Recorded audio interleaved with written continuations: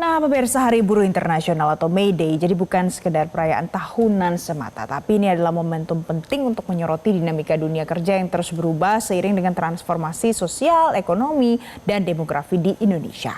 Ya, untuk memahaminya lebih dalam, bagaimana aspek dari demografi dan juga apa saja yang bisa menjadi fokus kebijakan pemerintah ke depan. Dan sudah bergabung bersama kami pakar demografi FEB UI, Turo Wongkaren. Pak Turo, selamat siang. Siang Pak Turo. Selamat siang Mbak Valencia dan Valencia dan Marcel. Mengundang saya. Ya, terima kasih Pak Turo. Pak Turo, kalau kita namanya Marcelina tapi dipanggilnya Marcel. Ya, terima kasih Pak Turo. Itu nama cowok. Kalau kita berangkat Pak Turo dari berita sebelumnya ya, ini ada job fair begitu yang ramai diserbu oleh para pencari kerja, tapi pada kenyataannya memang tidak semudah itu sekarang untuk bisa mendapatkan pekerjaan. Nah, bagaimana Pak Turo menganalisisnya, terutama kalau kita bicara demografi anak muda yang mencari pekerjaan saat ini, Pak? Ya, kalau kita lihat seringkali pemerintah itu kalau ngomong soal pekerjaan dan lainnya, ngomong soal pendidikan misalnya ya. Jadi yang diomongkan itu adalah kita perlu meningkatkan produktivitas dan meningkatkan produktivitas biasanya dikaitkan dengan peningkatan pendidikan. To a degree itu benar, tetapi kita jangan cuma melihat dari sisi supply-nya aja, yaitu begitu banyak orang yang mendapatkan pendidikan tapi kemudian nggak dapat kerja. Seperti yang tadi beberapa orang disampaikan, banyak orang yang sudah mempunyai ijazah S1, S2, bahkan S3 mungkin akan kesulitan mencari kerja. Ini berkaitan tidak hanya dengan persiapan mereka, sekitar 22,5 juta sampai 2,8 juta per tahun, angkatan kerja yang baru masuk setiap tahunnya, tetapi juga berkaitan dengan kondisi perekonomian Indonesia tentunya. Dan nggak cuma itu, tetapi juga berkaitan dengan kondisi pengupahan di Indonesia yang sebenarnya kalau menurut saya tidak terlalu kondusif untuk menyerap tenaga kerja yang begitu banyak. Pak Turo, jadi bagaimana kondisi pengupahan di Indonesia yang menurut Anda tidak kondusif ini? Apakah dia jauh dari kategori ideal untuk soal perupahan? Ya, jadi ada semacam ironi di sini, yaitu alat utama pemerintah untuk memperbaiki kesejahteraan dari sisi pengupahan adalah upah minimum provinsi atau kabupaten kota dan lainnya. Juga belakangan ada sektoral lagi.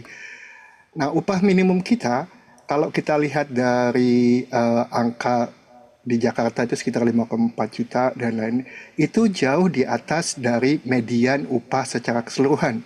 Padahal upah minimum itu adalah upah yang menurut undang-undang diberikan hanya kepada pekerja tahun pertama. Nah, kalau upah dari pekerja tahun pertama ini sudah terlalu tinggi, maka pengusaha mendapatkan kesulitan untuk memberikan upah di atas tahun pertama itu yang lebih tinggi daripada upah minimumnya. Saya pernah mengadakan kajian singkat. Jadi kalau kita lihat secara rata-rata upah dari mereka yang di atas 1 tahun dibandingkan dengan mereka yang di bawah 1 tahun, itu rata-rata dari mereka yang di bawah 1 tahun sudah mencapai sekitar 0,65 sampai 0,7 dari rata-rata mereka yang di atas 1 tahun. Ini yang di dalam ketenagakerjaan disebut sebagai struktur dan skala upah ya, atau sering disingkat sebagai SUSU. Jadi karena lebih memfokuskan pada upah minimum, pemerintah tidak sungguh-sungguh memfokuskan pada mereka yang sudah bekerja lebih dari 1 tahun. Karena upah minimumnya setiap tahun meningkat, makin lama pengusaha mengalami kesulitan untuk mendiferensiasi mereka yang baru masuk dengan yang sudah lama. Dan ini membuat banyak hal yang ujung-ujungnya membuat perusahaan tidak mau meng-hire lebih banyak yang muda, kemudian juga yang tua. At the same time juga merasa saya udah lama bekerja di sini tapi gajinya dibanding dengan yang baru masuk itu udah hampir sama. Mereka yang baru masuk udah sekitar 2/3 dari gaji saya. Itu yang menurut saya tidak kondusif. Baik, yaitu tadi baru dari satu sisi yaitu pengupahan. Bagaimana dengan aspek perlindungan tenaga kerja yang lain? Kalau kita bicara juga misalnya demografi bagi perempuan, bagi kaum disabilitas. Nah, saat ini perlindungan secara menyeluruh terhadap semua golongan tenaga kerja ini seperti apa kondisinya, Pak Turo? Ya, salah satu dari pencari kerja yang diwawancarai tadi ya, kalau nggak salah namanya Dava, itu mengatakan bahwa sejauh ini ada diskriminasi terhadap mereka yang berusia tua. Gitu. Nah, padahal penduduk Indonesia itu makin lama makin menua dan makin banyak orang yang akan hidup lebih lama daripada sebelumnya. Artinya kita akan melihat banyak pekerja yang sudah tua, kemudian mungkin mereka mencari pekerjaan lagi. Tadi Anda juga menyebut soal perempuan dan juga soal disabilitas. Ini juga kadang-kadang bermasalah karena untuk perempuan misalnya, walaupun sudah ada undang-undangnya khususnya mengenai maternal benefit ya. Jadi kalau perempuan itu melahirkan berapa lama dan undang-undangnya sebenarnya sudah cukup baik di dalam memberikan perlindungan. Tetapi selalu di dalam Indonesia itu ketenagakerjaan Indonesia masalahnya adalah pengawasan. Jadi undang-undangnya banyak bagus, begitu pula tentang ketenagakerjaan untuk penyandang disabilitas dikatakan untuk instansi pemerintah harus mempekerjakan 1% penyandang disabilitas dan 2% maaf, sementara untuk swasta itu 1% untuk mereka yang sudah mempunyai di atas 100 pekerja. Nah, tetapi tidak banyak yang mengawasi ini dan juga kalaupun mereka mempunyai 1% atau 2% itu, mereka hanya terbatas pada hal-hal tertentu dan juga banyak kendala-kendala yang membuat mereka tidak mudah untuk bekerja. Nah, hal-hal semacam ini yang memang dari sisi usia, dari sisi gender, laki perempuan, dari sisi disabilitas, memang perlu peningkatan. Saya nggak mengatakan bahwa pemerintah tidak menaruh perhatian sama sekali, enggak. Tetapi mungkin karena prioritas lain, khususnya untuk yang penyandang disabilitas dan juga untuk mereka yang sudah berusia lanjut, itu lebih sulit untuk mencari pekerjaan. Nah, karena kalau kita lihat kan Pak Turo di negara tetangga misalnya begitu ya, ada memang yang khusus mengalokasikan sekarang ini kalau misalnya sudah lansia umur 60, 70, 80 bisa bekerja di paruh waktu di supermarket misalnya begitu. Kalau sekarang soal inklusivitas ada bahkan yang di sebuah kafe semuanya Down syndrome misalnya gitu. Apakah itu perlu disuarakan lebih banyak lagi atau sebenarnya perbaikannya harus dimulai dari pemerintah? Kalau saya pikir dua-duanya ya, pemerintah sebenarnya sudah menyediakan begitu banyak peraturan perundang-undangan yang memungkinkan untuk mereka, para pengusaha meng-hire mereka yang mempunyai disabilitas. Tadi seperti dikatakan ada kafe yang mempekerjakan Down syndrome atau semuanya lansia. Saya pikir itu yang perlu diperbanyak karena orang Indonesia secara umum belum menganggap bahwa mereka-mereka ini juga patut untuk bekerja, bahwa mereka juga mempunyai hak untuk memperoleh hidup yang layak. Jadi mereka pikir udah tua, nggak usah ngapa-ngapain lah, lo udah tinggal aja di rumah, atau maaf ini nggak mempunyai kemampuan yang benar untuk misalnya melayani, kenapa juga dipekerjakan.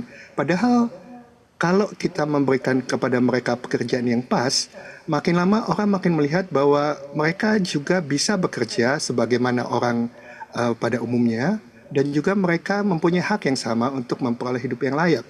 Jadi pemerintah di satu sisi memang benar perlu lebih banyak misalnya pengawasan, tetapi sayangnya Kemnaker tidak mempunyai jumlah yang cukup pengawas untuk mengawasi semua aspek ketenagakerjaan, tetapi juga lebih penting adalah kesadaran dari masyarakat bahwa mereka itu sama dengan yang lain dan mereka perlu bekerja, nggak cuma untuk uang, tetapi juga untuk self-esteem mereka, untuk kesejahteraan keluarga mereka dan lainnya. Baik, Pak Turo, kemudian kalau kita bicara juga Hari Buruh, ini kan setiap tahun memang selalu diperingati ya. Tapi di momentum saat ini, di tengah mungkin kondisi perekonomian juga, begitu banyaknya gelombang PHK. Nah ini apa yang kemudian bisa menjadi catatan untuk reformasi ketenaga kerjaan yang lebih berkeadilan bagi buruh di konteks saat ini, Pak Turo?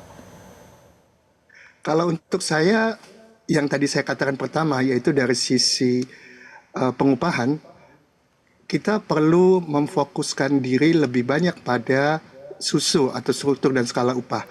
Jadi bayangkan Mbak Valencia dan Mbak Marcel, bahwa orang yang sudah bekerja begitu lama, tetapi gajinya itu secara umum cuman sedikit di atas dari mereka yang baru kerja setahun atau di bawah setahun.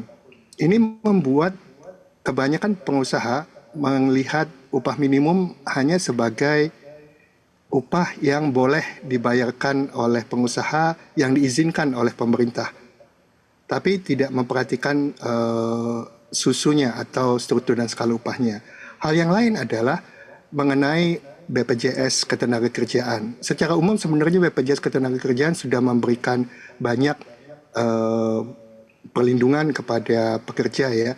Tetapi ada beberapa hal, misalnya mengenai pensiun, itu hanya diberikan kepada pekerja formal. Jadi kalau kita pikirkan bahwa masih banyak pekerja kita yang di sektor informal, mereka tidak mendapatkan kesempatan untuk mendapatkan jaminan pensiun. Karena undang-undangnya seperti itu, bilang yang boleh dapat hanya yang formal. Nah, hal-hal yang semacam ini yang saya pikir perlu diperbaiki, dan kita perlu melihat kesejahteraan itu nggak cuma dari upah, tetapi juga dari perlindungan sosialnya dan juga berbagai fasilitas yang ada di kantor. Misalnya kalau untuk perempuan itu fasilitas untuk menyusui, fasilitas untuk ruang anak-anak, misalnya supaya ada mereka bekerja, anak-anaknya yang masih kecil masih bisa bareng dengan orang tuanya. Sementara yang lainnya fasilitas keagamaan dan lainnya itu sudah cukup banyak. Bersama Dewan Pengupahan DKI, kami pernah mengadakan penelitian. Jadi kami menanyakan fasilitas kesejahteraan apa aja sih yang ada di perusahaan-perusahaan yang menengah dan besar saat itu. Dan jawabannya adalah hampir semua sudah mempunyai fasilitas rekreasi, fasilitas transportasi atau lainnya. Yang paling sedikit, hanya 4% dari semua yang kami survei itu adalah fasilitas yang berkaitan dengan perempuan yang tadi kita diskusikan, bahwa mereka nggak punya kemampuan untuk punya anak dan bekerja karena tempat penitipan anak misalnya mahal, atau tempat menyusui kalaupun anak-anaknya dibawa itu juga nggak ada. Nah, hal yang seperti ini yang saya pikir perlu diperhatikan. Oke, ini soal inklusivitas apalagi untuk perempuan ya. Terima kasih Pak Turo Wongkaren karena hari ini sudah memberikan perspektif yang baru bagi pemirsa Metro TV, apalagi bertepatan dengan Hari Buruh Internasional. Terima kasih Pak Turo.